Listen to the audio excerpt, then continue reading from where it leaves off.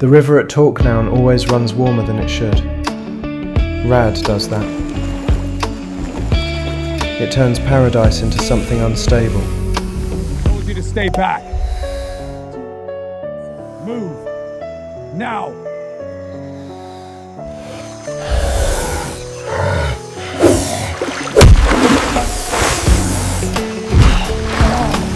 Beautiful, but wrong. I should have known better than to wade in alone. I saw the Volorpis beneath the surface, just the ripple, then teeth. The venom didn't burn. Stay calm. It bloomed. I can't think.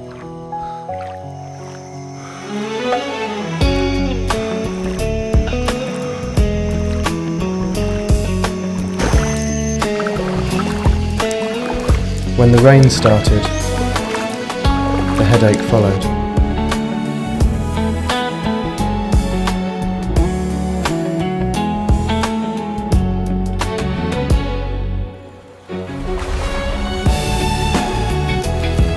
Like the clouds and the poison were speaking to each other inside my skull.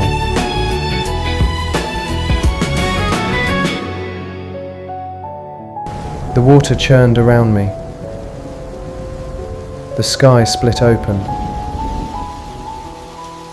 and suddenly I wasn't standing in the river anymore. I was back in the caves of Theta. I was young when I first searched those caves for my mother, too young to understand what it meant to be a Dominion walking among the people of Theta. The southern caves belong to them, the north to us, and between us, war.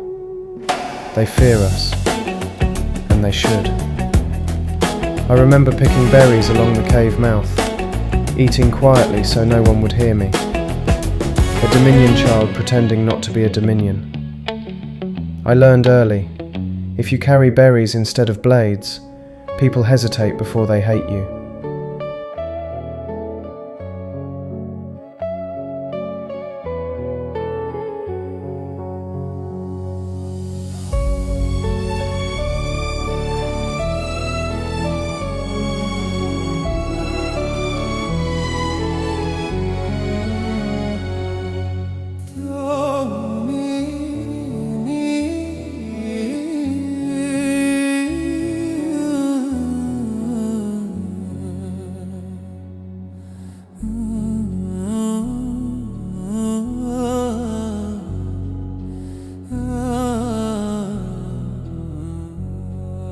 Deep within the caves there was a chamber, a fissure in stone.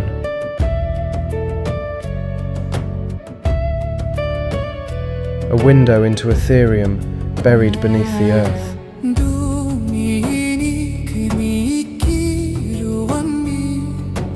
The people of Theta had seen it 1,000 years ago. They saw her. They saw Juno before the Junosis. They were warned the sun would fall. They were warned she would destroy it. And still, we were not ready. They say Juno stole her sister Juno's necklace as she fled Ethereum, a theft born of jealousy. She carried stolen light from the divine plane, and when she could not outshine her sister, she destroyed our sun instead. The Junosis was not an accident. It was envy made eternal.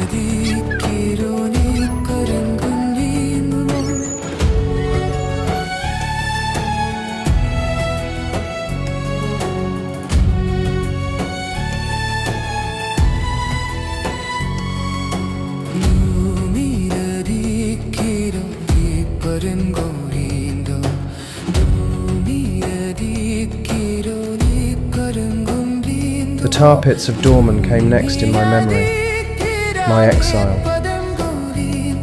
A Dominion sun among skeletons and smoke.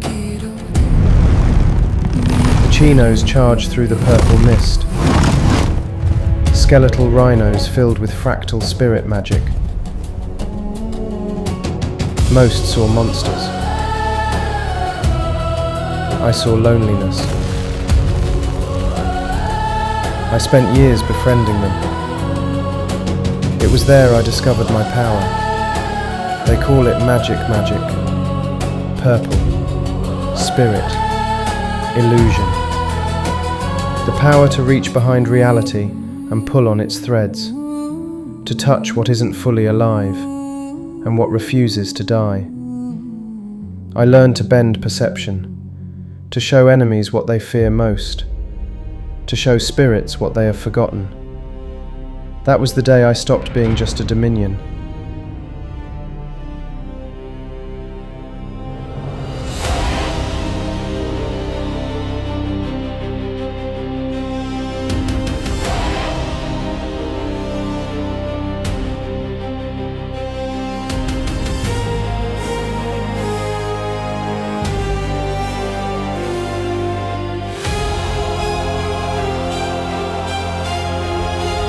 I once rode a camel fan through a Dormon sandstorm. The Dominion forces marched behind me, black cloaks cutting through the dust.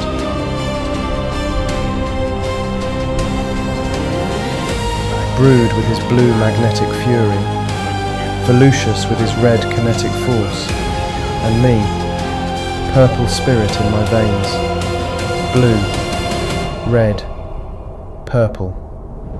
We called ourselves unstoppable. Osite was the gateway. Juven was the prize. Nuglia was control of terror. Take Osite. Secure Juven.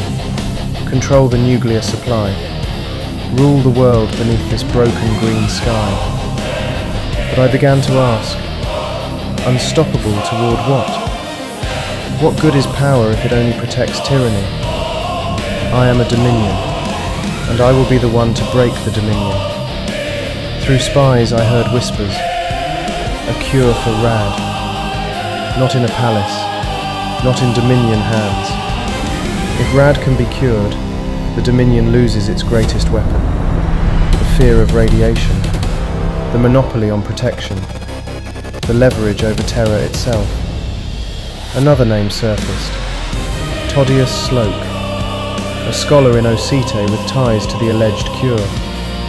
If he truly knows something, then he is either the most dangerous man in terror or its greatest hope. The rain begins to slow now, the venom fades, the river returns, but the visions remain clear. I have not yet found my mother, I have not yet redeemed my bloodline, but I have found my purpose. If there is a cure, I will find it. If there is hope, I will protect it, even if I must tear down my own empire to do so. The Dominions believe they control fate. They are wrong. Spirit magic does not obey bloodlines. It obeys will. And my will is no longer theirs.